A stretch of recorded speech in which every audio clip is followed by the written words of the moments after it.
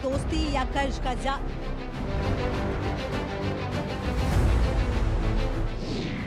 CPEC ने पाकिस्तान का बिगाड़ा हाल।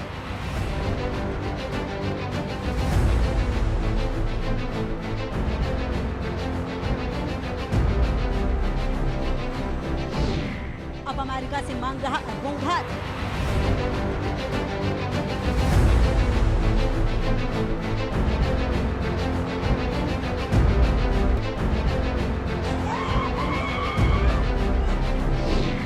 शहबाज मुनीर ने बेचा पाकिस्तान।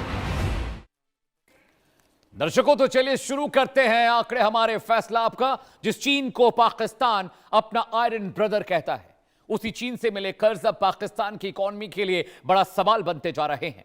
सीपैक के नाम पर अरबों डॉलर की निवेश और बड़े बड़े प्रोजेक्ट्स के सपने दिखाए गए, लेकिन आज पाकिस्तान को कर्ज चुकाने, विदेशी मुद्रा बचाने और अपनी इकोनॉमी संभालने के लिए बार बार दूसरे देशों और अंतर्राष्ट्रीय इंस्टीट्यूशन का दरवाजा खटखटाना पड़ रहा है। तो सवाल है, क्या सीपैक पाकिस्तान के लिए विकास का रास्ता बना या कर्ज का जाल? पाकिस्तान के पूर्व फेडरल बोर्ड ऑफ रेवेन्यू के चेयरमैन रहे सैयद मोहम्मद शबार जैदी ने सीपैक और चीन की आर्थिक नीतियों पर सवाल खड़े किए हैं। उन्होंने कहा कि पाकिस्तान को जितना फायदा होने की उम्मीद थी उतना हुआ नहीं, लेकिन कर्ज और भुगतान का बोझ लगातार बढ़ता गया, उसमें इजाफा हुआ। क्या शहबाज शरीफ और असीम मुनीर के दौर में पाकिस्तान आर्थिक रूप से और ज्यादा बाहरी मदद पर निर्भर हुआ? क्या चीन की दोस्ती पाकिस्तान के लिए ताकत बनी या उसकी आर्थिक मजबूरी? आंकड़े हमारे फैसला आपका में इस तमाम तथ्य की हम जांच पड़ताल करेंगे। इस पर डिटेल में आपको बताऊंगा। एक बड़ा पैनल मेरे साथ कुछ वक्त में जुड़ने भी जा रहा है, लेकिन दर्शकों, चीन के कर्ज में पाकिस्तान कैसे फंसा और सीपैक पर सवाल क्यों उठ रहे हैं? जी हां, पाकिस्तान और चीन अपनी दोस्ती को आयरन ब्रदर्स बताते रहे हैं। चीन ने सीपैक के जरिए बड़े पैमाने पर पाकिस्तान में इन्वेस्टमेंट किया। अब उसी इन्वेस्टमेंट की वजह से जो विदेशी निवेश था उसे बढ़ाने का दावा हुआ था। इसमें बड़ी रकम कर्ज के रूप में शामिल है। पाकिस्तान पर इन कर्जों को चुकाने का आर्थिक दबाव बढ़ रहा है। पाकिस्तान ने अमेरिका से 10 अरब डॉलर का लोन मांगा है। पाकिस्तान के पूर्व एफबीआर मोहम्मद शबार जैदी ने चीन पर सवाल खड़े कर दिए हैं। सीपैक से पाकिस्तान को आर्थिक फायदा नहीं मिला, यह बात शबीर ने अपने रिपोर्ट में भी कही, अपने बयान में भी कही। पाक चीन से व्यापार बंद कर दे तो इकोनॉमी सुधर जाएगी, यह बात शबार ने कही। पाकिस्तान की बर्बादी के लिए उन्होंने कहा कि चाइना, शी जिनपिंग जिम्मेदार है। लेकिन सीपैक है क्या, उसे समझिए ताकि आप पाकिस्तान की मुश्किलात के बारे में ज्यादा बेहतर तरीके से जान पाएंगे। सीपैक क्या है वो ग्राफिक्स आपको हम बताने जा रहे हैं। पाकिस्तान कैसे कर्ज में फंसा ये भी आपको मैंने समझाया, लेकिन सबसे पहले सीपैक क्या है उसके बारे में बताएं। सीपैक चीन और पाकिस्तान के बीच की एक बहुत मजबूत आर्थिक कड़ी थी, एक बड़ा आर्थिक प्रोजेक्ट था जिसका सपना पाकिस्तान को दिखाया गया। इसका पूरा नाम चाइना पाकिस्तान इकोनॉमिक कॉरिडोर है।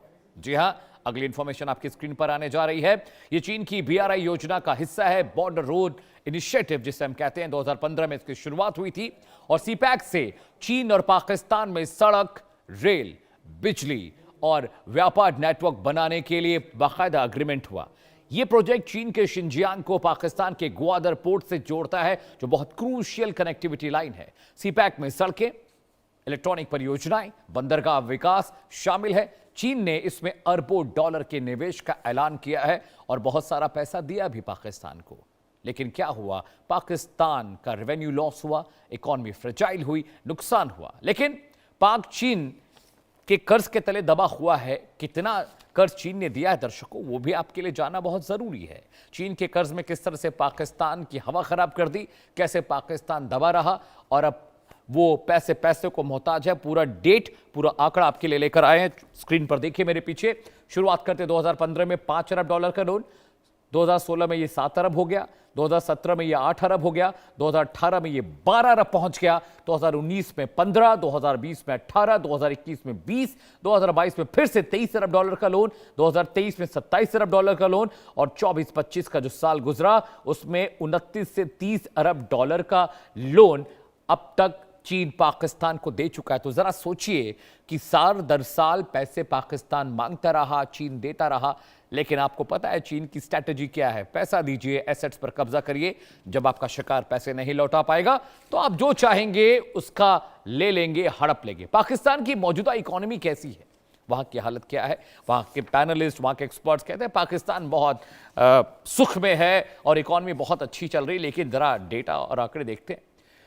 जीडीपी 370 अरब डॉलर की है। विदेशी मुद्रा भंडार की बात करें तो करीब 15 से 20 अरब डॉलर के आसपास है। जीडीपी ग्रोथ की बात करें करीब 2 से 3% के बीच की इनकी क्यूमुलेटिव ग्रोथ रहती है।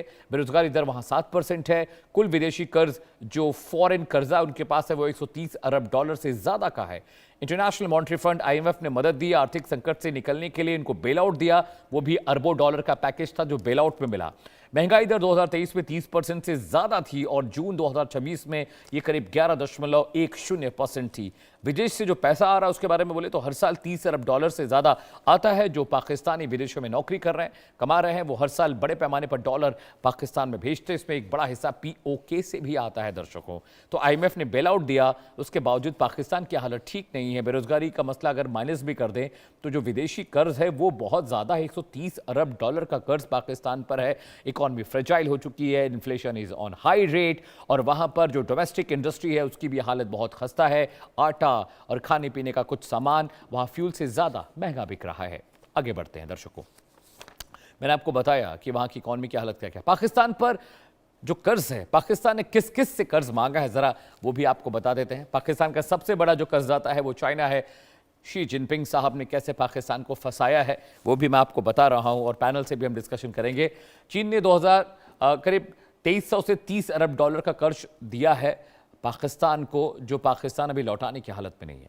इसमें सीपैक और ऊर्जा प्रोजेक्ट, जो एनर्जी प्रोजेक्ट्स की हम बात कर रहे हैं, वो भी इसमें शामिल है दर्शकों, जिस पर लगातार चाइना दबाव बनाता रहता है। जी हां, सऊदी अरब की बात करें तो 5 से 8 अरब डॉलर की मदद यानी कर्ज सऊदी अरब से भी पाकिस्तान को मिल चुका है और वो फिर से ईरान और बाकी मुल्कों से एक बार फिर से कर्ज के लिए अब वहां पर हाथ फैला रहा है। सऊदी अरब ने जो जमा राशि और आर्थिक सहायता है, एक रेवेन्यू जो उनके पास फिक्स रेवेन्यू था उसकी बात भी कर रहे हैं और एक उनको डेफिसिट रेवेन्यू थी, वहां पे दिक्कतें हैं। 3 से 5 अरब डॉलर की आर्थिक मदद और जमा राशि उनको यूएई यानी यूनाइटेड स्टेट्स ऑफ एमिरेट्स से मिल चुकी है दर्शकों, वहां पर भी हालत ठीक नहीं है। जापान की बात करें तो 4 अरब डॉलर से ज्यादा का कर्जा विकास परियोजनाओं के नाम पर पाकिस्तान ने जापान से भी ले लिया है। शायद ही कोई मुल्क बचाओ। अमेरिका की बात करते हैं, बहुत करीबी दोस्त, करीब 1 से 2 अरब डॉलर की आर्थिक सहायता और सुरक्षा सिक्योरिटी सहायता वो अमेरिका से ले चुका है।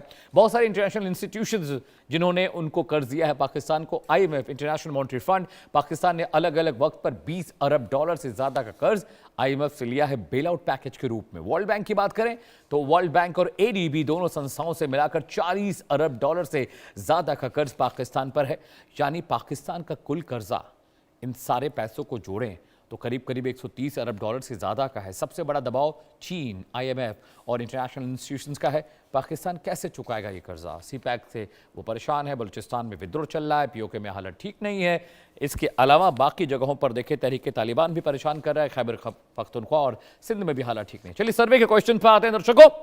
क्या सवाल है और पब्लिक क्या कह रही है, जनता क्या कह रही है, हमारे आंकड़े और फैसला क्या जनता का है? जी हां, सवाल नंबर 1 आपकी स्क्रीन पर। क्या भारत के दबाव की वजह से पाकिस्तान के बिकाऊ जैसे हालात हो गए? क्या पाकिस्तान की इकॉनमी इतनी खराब हो गई है? जरा सर्वे क्या कहता है वो देख लेते हैं दर्शकों। हां, भारत के दबाव से हुआ, 26% लोग ये कह रहे हैं। पाक की नीतियां जिम्मेदार है, 61% लोग कह रहे हैं। कुछ हद तक असर है, 10% लोग कह रहे हैं कुछ कह नहीं सकते वालों की संख्या करीब 3% के आसपास है। अगले सवाल पर आते हैं दर्शकों। सवाल नंबर 2 आपकी स्क्रीन पर है दर्शकों, वो मैं आपको बता दूं। क्या बाकी सैन्य अधिकारियों की तरह मुनीर ने भी पाकिस्तान को चीन को बेच दिया है? सर्वे क्या कहता है? Let's look at the survey. Survey कहता है करीब 48% लोग कह रहे हैं कि हाँ बिल्कुल बेच दिया है।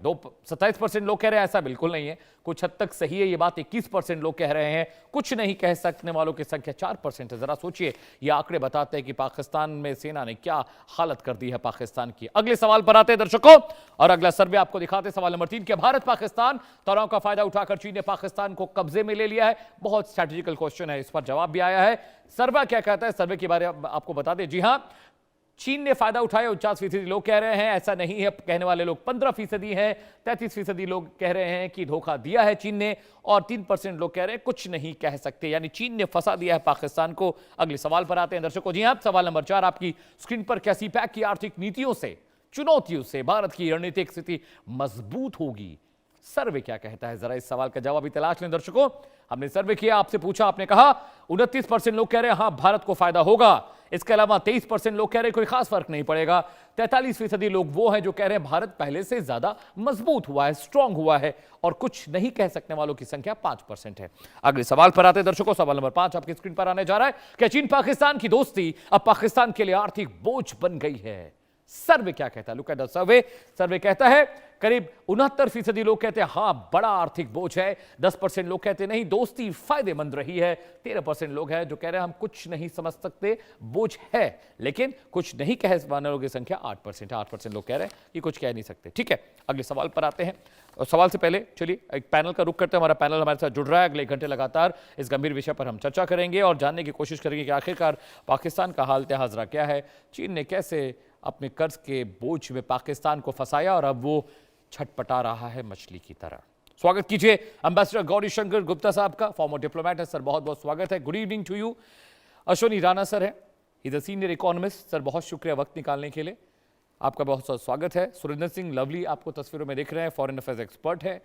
और मेरे फाजिल दोस्त हैदर हयात खान साहब पाकिस्तान से जुड़े, ही is a journalist from Pakistan, आपका भी बहुत बहुत स्वागत है हैदर भाई।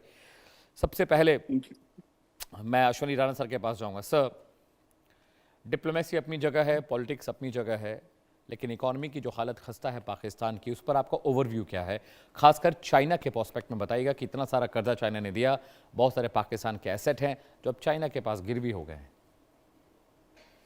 देखिए क्या है कि चाइना तो एक ऐसा शातिर जिसे कहना चाहिए देश है, वो ढूंढता है कि कहाँ जो है किसको मैं अपने शिकार में फंसा सकता हूँ, कि उसको ऐसे सपने, हसीन सपने दिखाकर, आप देखें छोटे छोटे अफ्रीकन कंट्री हो, कोई भी कंट्री हो, हमारा श्रीलंका, बांग्ला, कहाँ कहाँ वो, क्योंकि उसके पास पैसा है, उसका जो फंड देने का जो पर्पज है वो यही है कि ये लोग लोन चुका नहीं पाएंगे, ये कर्ज चुका नहीं पाएंगे, और मैं जो है इनका जो देश है वो कब्जा कर लूंगा।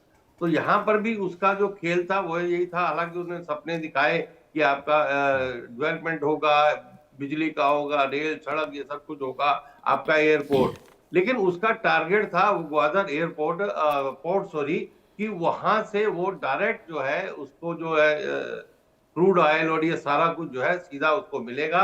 और अभी भी वो एयरपोर्ट भी जो है वो उसको रन कर रहा है। चीन उससे कमाई कर रहा है, लेकिन पाकिस्तान के हाथ में कुछ नहीं है। पाकिस्तान तो सिर्फ कर्ज के दबाव में फंस गया है। उसका जो जीडीपी और उसकी जो रेशियो है डेट की, वो 80% से ज्यादा है, 60% होनी चाहिए। यानी वो जब भी पूरा देश चल रहा है वो सिर्फ उसके ऊपर है कि भाई वो कर्ज पर उसको खाना है, तब कर्ज।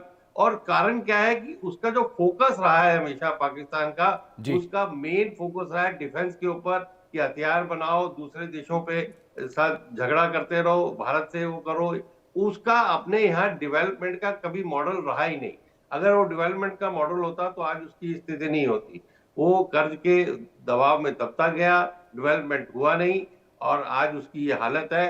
और जब ये आने वाले समय में पाकिस्तान के जैसे कहा जा रहा है कि टुकड़े होंगे, तो एक टुकड़ा हो सकता है कि चाइना भी उसके ऊपर अपना जो है झंडा गाड़ देगा। बड़ी बात कह रहे हैं सर आप।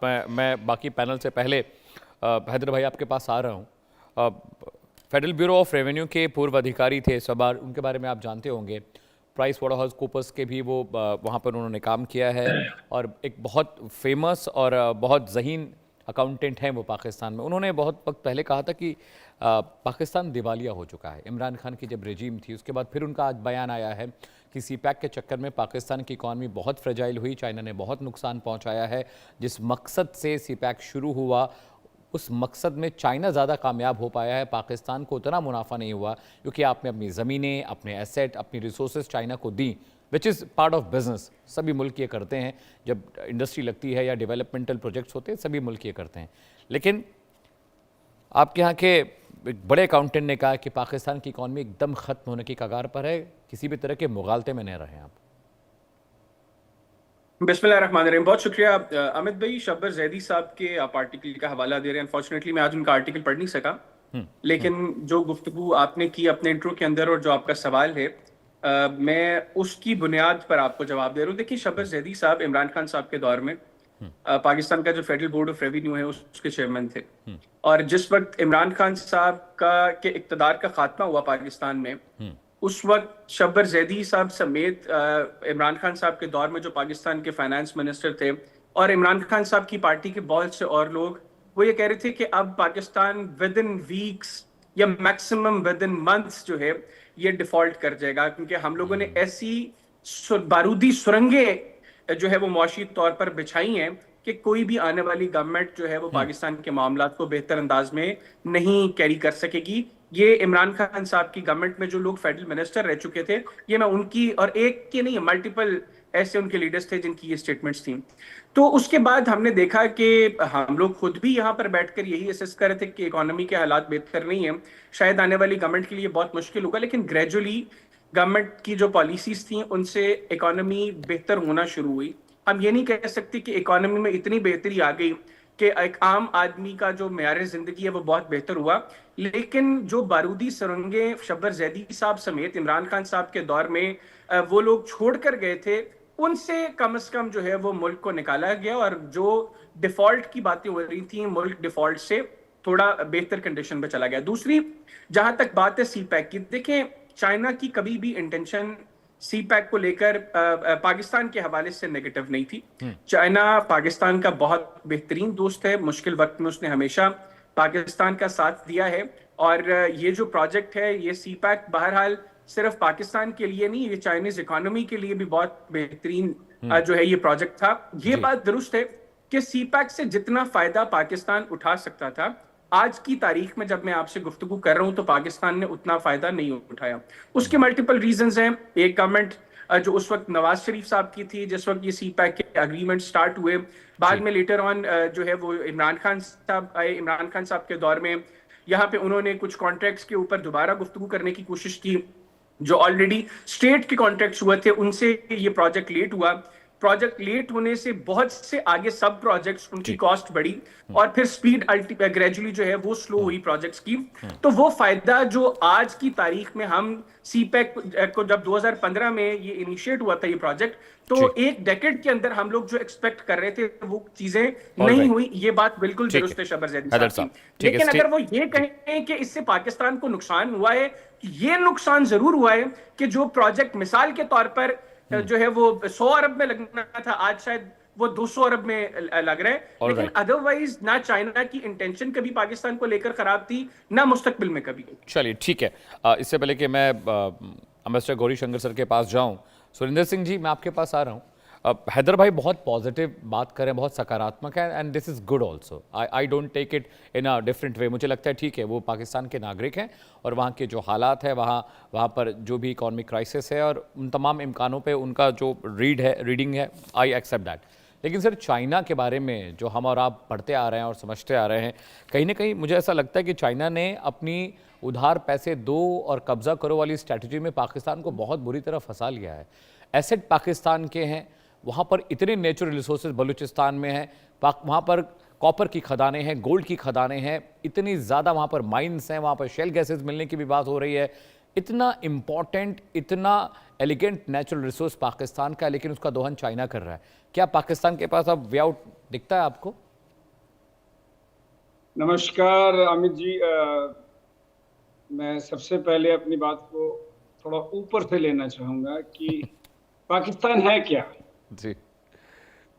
कोई ऐसा ठगा नहीं जिसको उन्होंने ठगा नहीं। मैं आपकी बात से बड़ी माजरत के साथ इत्तेफाक नहीं रखता कि चाइना ने पाकिस्तान को फंसाया है। पाकिस्तान ने भी चाइना को फंसाया। उनके पैसे लेके उनके जर्नल पापा जोन्स खरीद लेते हैं, अपने सबके बच्चे उनके आधी दुबई, कनाडा और अमेरिका की जो रियल एस्टेट है वही कंट्रोल करते हैं, क्योंकि मैं उन्हीं मुल्कों में रहता हूँ।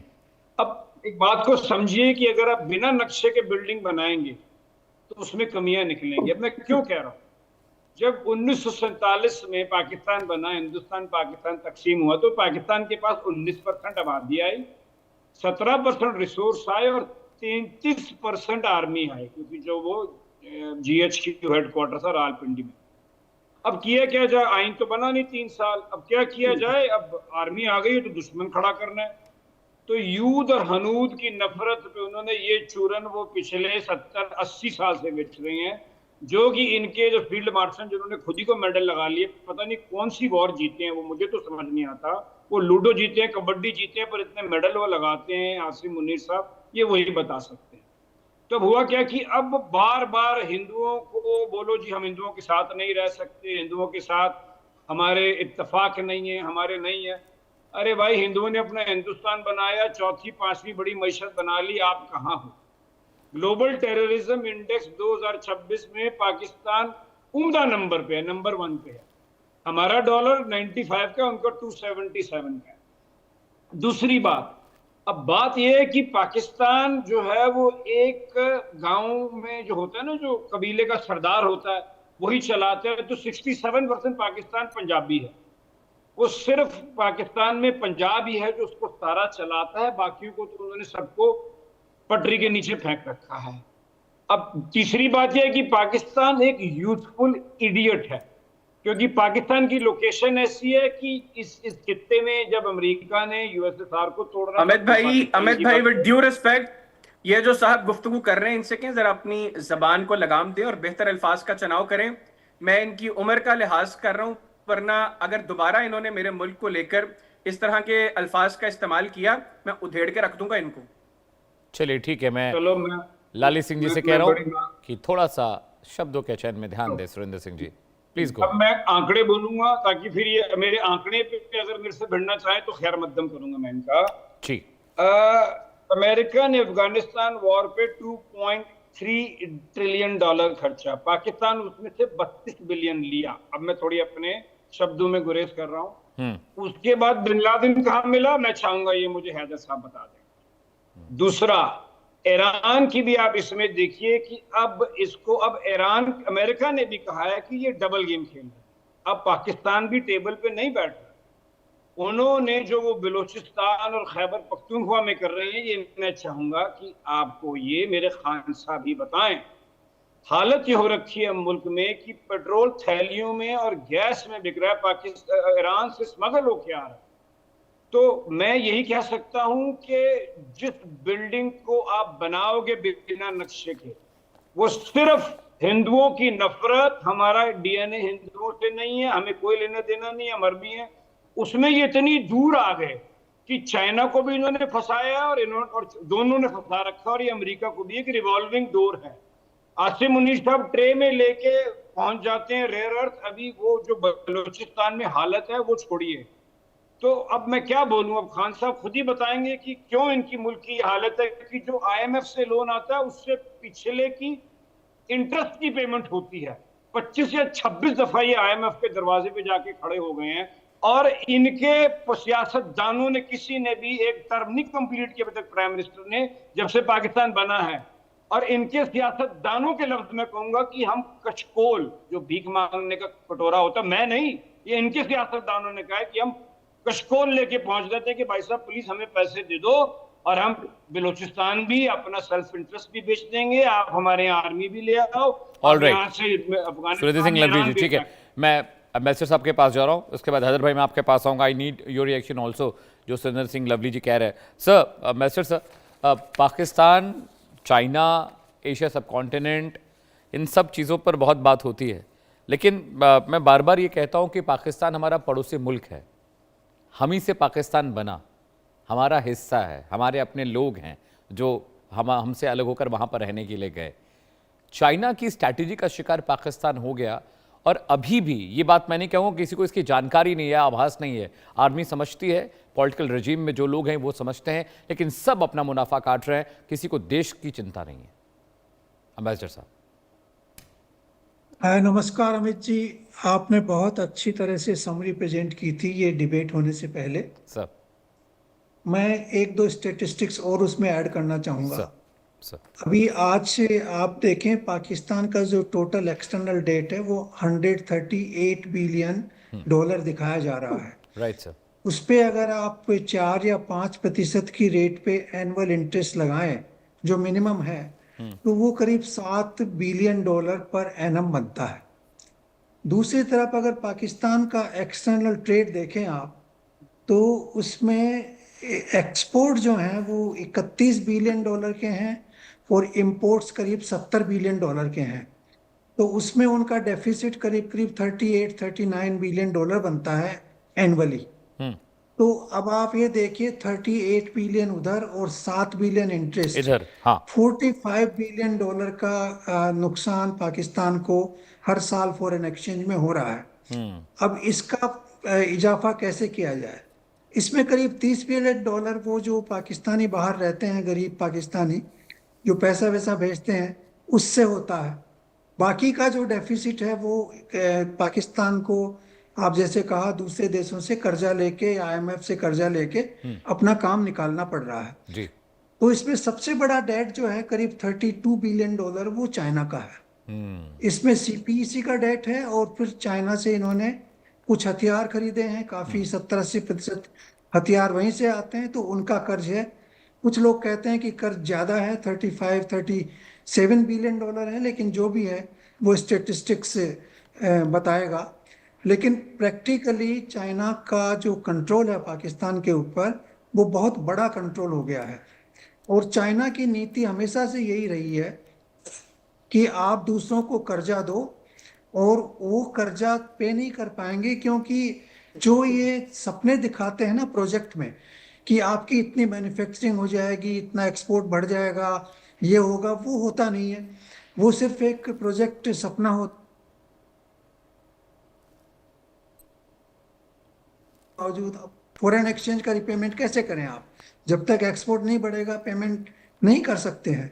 यही हालत जो है वो और देशों में हुई है। मेरे को पता है कई अफ्रीकन कंट्रीज में ये हालत हुई है। वहाँ उन्होंने बड़े बड़े स्टेडियम बना दिए, रोड्स बना दिए, रेलवेज बना दी, और इकोनॉमी का एक्सपोर्ट कुछ होता नहीं है वहाँ से। तो फिर धीरे धीरे वो लीज पे ले लेते हैं, 99 ईयर लीज, जैसे श्रीलंका में लिया। कई जगह पे इन्होंने ये माइंस, अफ्रीका में बहुत जगह जो मेटल्स की माइन है, बड़े बड़े मिनरल्स जो हैं, वो 90 साल, 95 साल, 99 साल की लीज पे लिए हुए हैं। ऐसी चीजें इन्होंने लेटिन अमेरिका में की है। तो ये एक वर्ल्ड का साहूकार बन गया है चाइना। तो वो जो है लोगों को सपने दिखा के, जैसे राणा साहब ने कहा, एक अच्छी सी प्रोजेक्ट बना के कहेंगे कि आपके एक्सपोर्ट बढ़ेंगे, इकोनॉमी बढ़ेगी, और वो लोन दे देते हैं, और उस लोन की फिर रिकवरी होती नहीं है, और उसकी वजह से वो उन कंट्रीज के ऊपर अपना आधिपत्य जमाना शुरू कर देते हैं। यही चीज मेरे को लग रहा है कि पाकिस्तान में भी हो रही है कुछ हद तक। वो धीरे धीरे जब उनका लोन और बढ़ जाएगा, अभी 32 बिलियन डॉलर है, बढ़ के अगर मान लो 50 बिलियन डॉलर हो जाएगा, तो फिर वो कहेंगे कि अब आप कोई ना कोई चीज हमें गिरवी रखिए, 99 साल का लीज दीजिए, ये दीजिए, वो दीजिए। तो वो सिचुएशन आ सकती है फ्यूचर में, इसमें कोई डाउट नहीं है। और ये चाइना की एक फाइनेंशियल नीति है, वर्ल्ड को कंट्रोल करने की, जो मिनरल्स हैं उनको कंट्रोल करने की, उनके, इसको रूट को ही कहा जाता है कि ये रूट्स, ट्रेडिंग रूट्स को कंट्रोल करे। तो ये सब चीजें चल रही हैं। पाकिस्तान को इसके बारे में देखिए, जितना पैर उतना ही फिसलना चाहिए जितना उसकी वो कवरिंग हो। तो अगर पाकिस्तान ज्यादा कर्जा लेता रहा है तो आगे इनकी और मुसीबतें अभी बढ़ रही हैं, और बढ़ने को मेरे को लग रही है।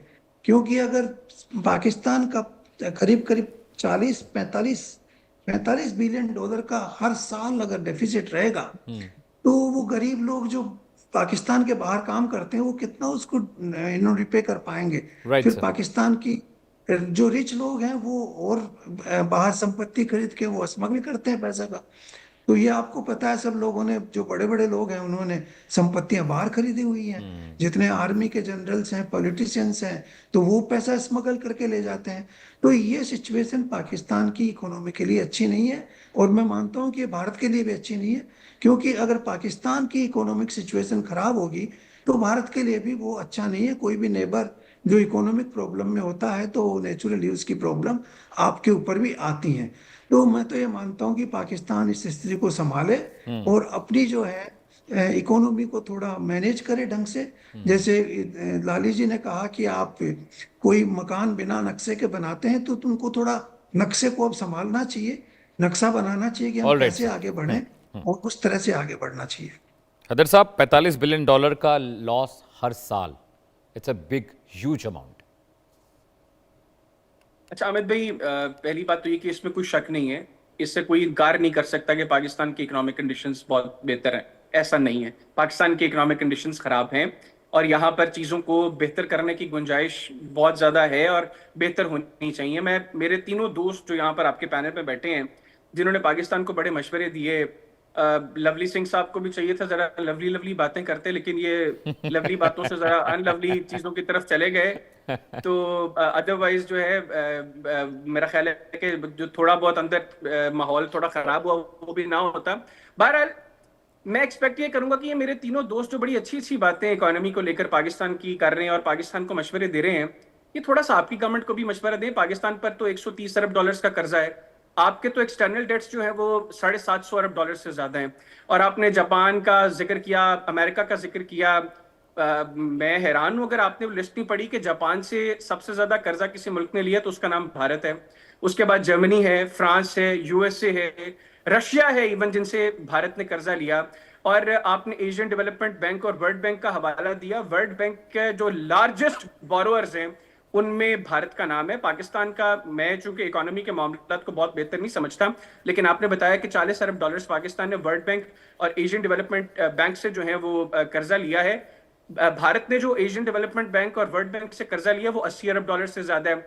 फिर हमारे तो टोटल इंटरनल एक्सटर्नल डेट्स मिलाकर 130 अरब डॉलर के हैं। आपके तो इंटरनल एक्सटर्नल डेट्स मिलाकर 3 ट्रिलियन डॉलर से ज्यादा आपका कर्जा बनता है। आपकी गवर्नमेंट क्लेम करती है हमारी 4 ट्रिलियन की इकोनॉमी है। आपके जो सेन इकोनॉमिस्ट्स हैं वो कहते हैं कि हमारी 2.8 ट्रिलियन डॉलर्स की इकोनॉमी, हमारी गवर्नमेंट जो है वो गलत फिगर्स देती है। तो ये जो मशवरे आपने पाकिस्तान को दिए मैं उनके लिए आपका बड़ा मशकूर हूं, लेकिन मैं आपसे ये रिक्वेस्ट करूंगा कि ये मशवरे आप अपनी गवर्नमेंट को भी दीजिए। जिस तरह आपको ये लगता है कि पाकिस्तान की खराब इकोनॉमी का नुकसान जो है वो भारत को होगा क्योंकि भारत पाकिस्तान का हमसाया है, तो पाकिस्तान साइज में आपसे बहुत छोटा है, आपकी खराब इकोनॉमी का हमें ज्यादा नुकसान होगा।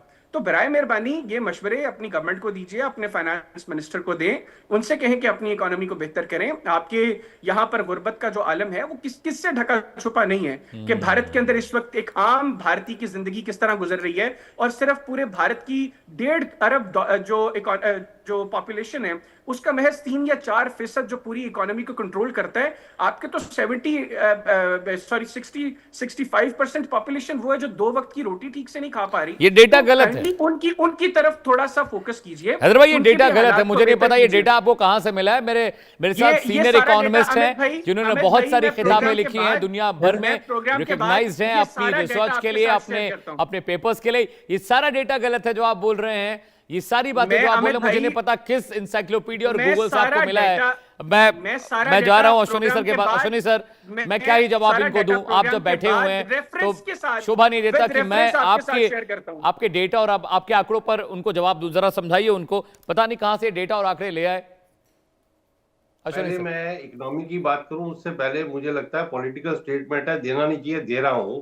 ये मुझे लगता है कि ये राहुल गांधी के प्रवक्ता हैं कि वो डेट इकोनॉमी है, उस तरह की बात करते हैं ये। इनको हमारी इकोनॉमी, कर्जा देख रहे हो आप, हमारा जीडीपी देख रहे हो, 4.15 ट्रिलियन डॉलर की इकोनॉमी है, चौथा देश है वर्ल्ड का, और आने वाले 3 ट्रिलियन डॉलर से ज्यादा। सुनिए हैदर भाई सुन लीजिए, जब आप बोल रहे थे तो उन्होंने कुछ नहीं कहा, जरा सुनिए, प्लीज समझिए पहले आप मैथमेटिक्स समझिए। रेवेन्यू है जी, प्लीज रेवेन्यू है क्या आपका, आपको पता होगा। और जब आप जाते हो ना आईएमएफ वर्ल्ड बैंक के पास, वो लोन तो लेते हो, लोन लेने के साथ साथ उनका डंडा होता है कि अपने जो लोगों से आप पेट्रोल के दाम बढ़ाइए, बिजली के दाम, रेवेन्यू बढ़ाने के लिए वो इंस्ट्रक्शन देते हैं, और उसकी मार पड़ती है आपकी जनता पर। आप क्या बताओगे किसी को? भैया मैं किसी गलत शब्द का इस्तेमाल नहीं करता, इसलिए अपनी वो देखो, हैसियत देखो। हमारी जो है, जो रेशो है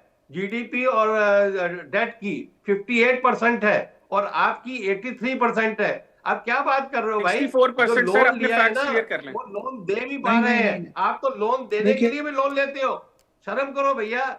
आप तो किसी लायक नहीं हो और बिक चुके हो, पूरा बिक चुका है पाकिस्तान। है क्या?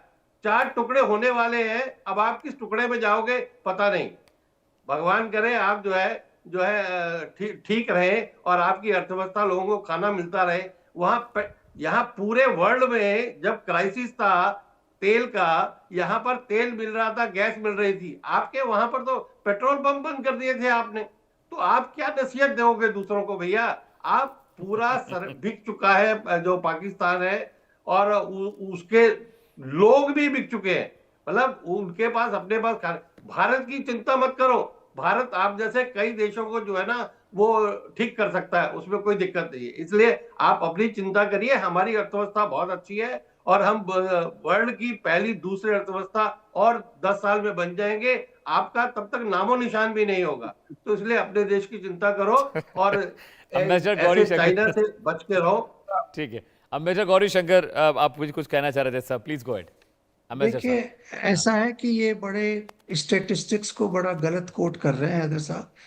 ऐसा है कि हमारे 700 बिलियन डॉलर का अगर डेट है ना, तो वो हमारी जीडीपी का 28% ही बनता है टोटल। जी 4.3 ट्रिलियन 4.4 ट्रिलियन डॉलर की जो इकोनॉमी है, तो वो बहुत लो रेशियो है। हमारे जो फॉरेन एक्सचेंज रिजर्व है उससे ज्यादा है, तो उसकी तो आप चिंता ही नहीं करिए बिल्कुल। उसके अलावा जो हमारे डेट है वो सरकारी डेट नहीं है। हमारे जो प्राइवेट सेक्टर की कंपनीज है ना, उन्होंने जो आईपीओ बाहर किए हैं, उन्होंने अपने डेट्स लिए हैं, और वो डेट जो है देश की इकोनॉमी को आगे बढ़ा रहे हैं, क्योंकि वो आईपीओ लेकर के अपनी मैन्युफैक्चरिंग वहां एस्टेब्लिश कर रहे हैं और उससे एक्सपोर्ट बढ़ रहा है।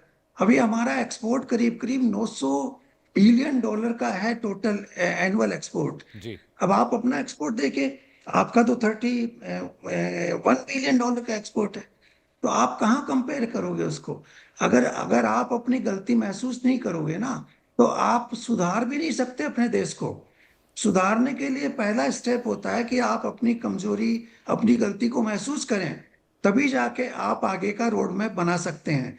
अगर आप ये समझते हैं कि भारत आपसे ज्यादा कमजोर इकोनॉमी है और भारत के डेट ज्यादा हैं, तो फिर आप एक बड़े इल्यूजन में रह रहे हैं और उससे आप अपने इकोनॉमी को ठीक नहीं कर सकते। तो मैं तो एक एक नागरिक के बहाने आपको यही कह रहा हूं कि अपनी गलती को पहले स्वीकार करें। आपने खुद ने स्वीकार किया कि आपकी इकोनॉमी बुरी हालत में है, आप जगह जगह जाके उधार लेना चाहते हैं। भारत ने कहीं जाके उधार लेने की कोशिश नहीं की। अगर वर्ल्ड बैंक और ने कोई पैसा दिया है, तो वो किसी डेवलपमेंट प्रोजेक्ट के लिए दिया है, उधार नहीं दिया है भारत को किसी भी हालत में। आईएमएफ देता है उधार।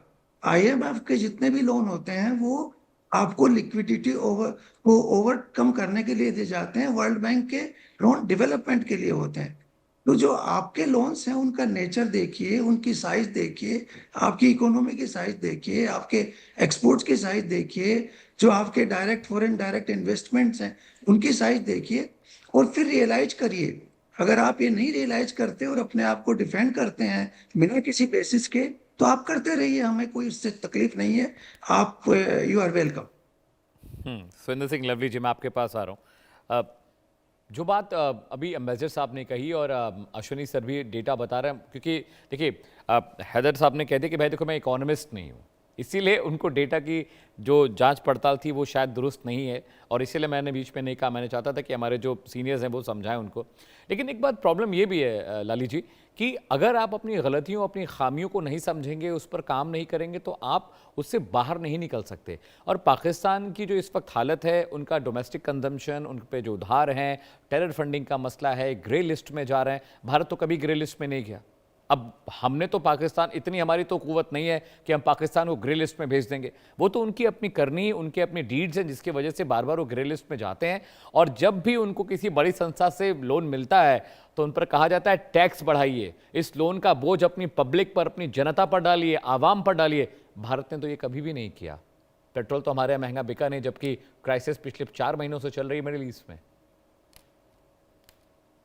मिर्जा गालिब साहब का शेर है, इतना उम्र में यही भूल करता रहा, धूल मेरे ही चेहरे पे थी पर मैं आईना पूछता रहा। अब इतने मासूम है मेरे सनम कि इनके मासूम सवालों से परेशान हूं। 3 हिंदुस्तान की कंपनियां, Reliance industries, HDFC and Tata consultancy की जो है पाकिस्तान की जीडीपी से ज्यादा टर्नओवर है। Right sir. नंबर 1। नंबर 2, मुझे नहीं पता खान साहब इंडिया आए कि नहीं। मैं 5 दफा पाकिस्तान गया, हमारे गुरुओं की धरती है। मैं never been to India। हयात साहब इंडिया नहीं आए। आए क्या हयात साहब? भारत आए हैं? बस एक दफा मुख्तसर सा, ये अमृतसर के करीब करीब है। अच्छा अच्छा, हाँ जी। आगे विजिट नहीं कर सकते। लली साहब। मैं 5 दफा गया हूँ। बहुत बढ़िया लोग हैं, मेहमान नवाजी में कोई कमी नहीं है। पर मैं अमित जी आपकी एक बात से इत्तेफाक नहीं रखता जब आप कहते हो कि वो हमारे लोग हैं, वो हमें अपना गैर मुस्लिम को वो अपना नहीं मानते। वो नहीं मानते। एक बात को आप समझिए, वो Right. नहीं मानते। राइट। वो कहते हैं हमारा हिंदुस्तान, मोहनजोदड़ो, हड़प्पा से कोई लेना देना नहीं है, हम तुर्कों से और हम मिडल ईस्ट से हैं। और तो पहले तो मैं कहूंगा कि थोड़ा डीएनए टेस्ट कराएंगे तो वो चीज पे लाली जी को इन्हें बड़ा बुला नहीं कहना पड़ेगा। वो अहमदियों को नहीं आने दे रहे मेन स्ट्रीम में, तो हिंदू सिख तो छोड़ ही दीजिए ना, कितनी माइनॉरिटीज है वो कहाँ चली गई, उसको छोड़ दीजिए। तो मेरी बात का मोटा मोटा लबो लबाब ये है कि पाकिस्तान में मैं बुक फेस्ट पे गया था लाहौर में, 1200 बिरयानी, 800 शोरमा और 34 किताबें बिकी थी। तो जहां पे आपकी बुक स्टोर्स के अंदर टिक्के बिक रहे हों, जहां आपके तरीके लबैक और इस तरह की सोच आप लोगों को दे रहे हो कि अभी इनके आसिम मुनीर साहब ने क्या कहा 1.5-2 साल पहले कि हिंदू और मुसलमान इकट्ठे नहीं रह सकते। अरे भाई ये कौन सी ब्रेकिंग न्यूज दे दी? हो गया 47 में, हो गया। 2 लोगों की गलतियों करके जिस तरीके से मुल्क तकसीम हुआ, पंजाब 65% उनके पास चला गया, 35 आया, हम लुटे पटे वहां से आए, हमने इतनी बड़ी कीमत दी। उसके बाद भी इन्होंने अपनी 25 करोड़ की जनता को हिंदू की नफरत का चूरन बेच के उनकी बेचारों की ये हालत कर दी है कि ना रोटी है, पाकिस्तान से सारे बाहर दौड़ रहे हैं। और मैं इतने साल बाहर रहा हूं, आप इंडियंस टॉप जॉब्स में देखेंगे, आप पाकिस्तानी टॉप जॉब में नहीं देखेंगे, क्योंकि एजुकेशन है ही नहीं। तो वो बेचारे बड़ी मीनियल जॉब्स में और नीचे हैं। तो मैं खान साहब को बोलूंगा कि बिल्कुल ठीक है, आपका लाजमी है अपने मुल्क की तरफ प्यार करना, पर उसमें इस इमोशंस में इतना वाहियात मत बनिए कि वो एक हमारे अमित जी 3 व्हीलर के पीछे लिखा था एक बार कि कुछ लोग अपने दुख से इतने दुखी नहीं जितना दूसरों के सुख से दुखी हैं। बस मैं यही कहना चाहता हूँ। ठीक है। हैदर खान साहब, मैं चाहता हूँ कि आप कुछ कहें, जो बातें अभी गुफ्तगू हुई है उस बारे में। देखिए 2-3 चीजें हैं, मैं तीनों मेहमानों की जो गुफ्तगू उसका जवाब देना चाहूंगा। ये सबसे पहले तो ये जो इकोनॉमिक एक्सपर्ट है, आई डोंट नो इनका नेम क्या है, अश्विनी राणा सर, आप गूगल करेंगे तो इनकी लिखी खिताबें, इनके स्पीचेस, इनके पेपर्स आपको मिल जाएंगे पाकिस्तान में। चले, थैंक यू वेरी मच। मैं जरूर गूगल करूंगा प्रोग्राम के बाद और पढ़ूंगा भी इनकी किताबों को। लेकिन मैं हैरान हूं कि इन्होंने किताबें आई डोंट नो फिर कैसे लिखी हैं जो बार बार पाकिस्तान के डेट टू जीडीपी को 80% प्लस कह रहे हैं, वो कि वो 64% है। तो वो भी ठीक नहीं है, बेहतर होना चाहिए। दूसरा, गुप्ता साहब बात कर रहे थे कि सबसे इंपॉर्टेंट चीज होती है कि आप इस चीज को एक्सेप्ट करें कि आप गलती पर हैं। और फिर उन्होंने अगले ही जुमले में कहा कि मैंने माना कि हमारी इकोनॉमी के हालात बेहतर नहीं है, इट मींस कि मैंने एक्सेप्ट किया, लेकिन उसको इन्होंने इंप्लीमेंट अपने ऊपर नहीं किया। मैंने आपको एक मर्तबा भी नहीं कहा कि भारत के ऊपर कर्जा जो है वो $750 अरब का है। मैंने एक्सटर्नल डेट्स की बात की सर, एक्सटर्नल और इंटरनल डेट्स मिलाकर $3 ट्रिलियन से ज्यादा का कर्जा है भारत पर। अगर आपको मेरे फैक्ट्स और मेरे फिगर्स से मसला है, आप बराए मेहरबानी प्रोग्राम के बाद देख लीजिएगा। बाकी ये जो सर कह रहे थे कि मैं राहुल गांधी को सपोर्ट करता हूं या राहुल गांधी की बातों को सुनता हूं, नहीं, मुझे कोई इंटरेस्ट नहीं है राहुल गांधी में, ना मुझे कोई इंटरेस्ट जो है वो नरेंद्र मोदी के अंदर है। मैं तो वो बातें कर रहा हूं जो डेटा इस वक्त अवेलेबल है। लेकिन आप जैसे लोग, जो आपकी गुफ्तगू से आपने बता दिया कि बुनियादी तौर पर मोदी के एजेंडे को आप लोग सर्व करते हैं, उसके नैरेटिव को आप सर्व करते हैं, तो आप कभी भी भारतीयों की बेहतरी की बात ही नहीं करेंगे। आप भी तो मुनीर का नैरेटिव चला रहे हैं, बेहतरी से मतलब नहीं है। आप भी तो शहबाज शरीफ का नैरेटिव चला रहे हैं। 3 लोगों को आप क्या कर रहे हैं? ऑलरेडी जवाब देने, अब आप चौथे ना बने, आप मेरे भाई हैं, आप मेरे दोस्त हैं, मेरे लिए बाकी तीनों भी काबिले एहतराम है, मेरे लिए बाकी तीनों भी काबिले एहतराम है, लेकिन मैं 3 को जवाब दे रहा हूं, आप चौथे भी आ जाएंगे, फिर मुझे ज्यादा लंबी गुफ्तगू करनी पड़ेगी। मेरे पास सिर्फ 1 मिनट बचा हुआ है, 40 सेकंड बचा है। हैदर भाई, ठीक है, बात पूरी कर लीजिए। आखिर में ये जो भाई लाली सिंह साहब जो हैं, आप लोग भी, आपने कहा सब कुछ आपका उजड़ गया, मेरी पूरी फैमिली जो है सर, हम फिरोजपुर से माइग्रेशन करके मानावाला में आए। मानावाला जो मेरा इलाका है, ये पूरा सिखों का इलाका था। यहाँ पर एक भी मरले का मालिक कोई नॉन सिख नहीं था।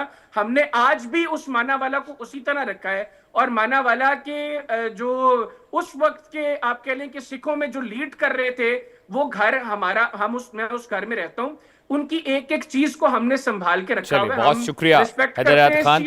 अम्बेसडर गौरी शंकर साहब, आपका बहुत बहुत शुक्रिया। अश्विनी राणा साहब, thank you so much for joining on the show. Surendra Singh Lovely ji, आपका